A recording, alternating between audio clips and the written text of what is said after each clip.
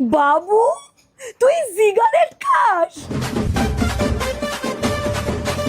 এই লাইটারটা যখন জিজ্ঞাসা করেছিলাম বলেছিলি সৌরভের, তুই সিগারেট খাস? এই দিনটা দেখার জন্য তোকে জন্ম দিয়েছিলাম, লজ্জা করে না তোর?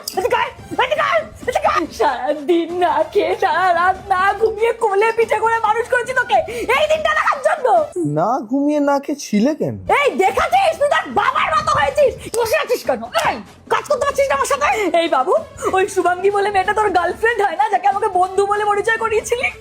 তুই যদি আমাকে মা ডাকা ছেড়ে দিয়েছিস, তুই জানিস তুই কতদিন আমাকে মা বলে ডাকিস না? ও মা, আমি বলেই যাচ্ছি আর তুই ফোন ঘাটেই যাচ্ছিস না। এত লম্বা হয়েছে মরতে পারি না, নিচে না। আমি নাকি সারা রাত নাক ডাকি বলে অন্য ঘরে শোয়া শুরু করলো। আমি নাক ডাকি না, সারা রাত ওই মেয়েটার সাথে কথা বলতে হয়। তুই কাঁদছো কেন? একদম আমার কাছে আসবি না, যা ওই মেয়েটার চোখে জন্ম ছাড়, আমার চোখে জন্ম যাবে না তোকে। এ বাবা, আমার পুরো চিকেনটা পুড়ে গেল। এই তোকে বলেছিলাম না 3টা সিটির পরে বন্ধ করবি, তুই শুধু আলু সেদ্ধ ভাত খাবি, আলু সেদ্ধ ভাত খাবি শুধু। হ্যাঁ শুভ বিজয়, কেমন আছো? হ্যাঁ সবাই ভালো আছি গো।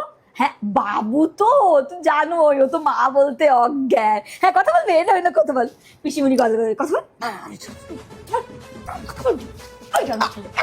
কথা বল। হ্যাঁ না কথা বল, কথা বল। দেখো দেখো দেখো দেখো দেখো, বাবা ছেলে মিলে শুধু টিভি কিনছে, আমি শুধু গেলাম বসে বসে কিনবে। আজকে রাত্রিবেলা বাবা ছেলে কাউকে খেতে দেবো না। তুমি চুলটা কি করেছো গো? বেশ মিষ্টি লাগছে তো দেখতে। দীক্ষেতা খেতে এসো।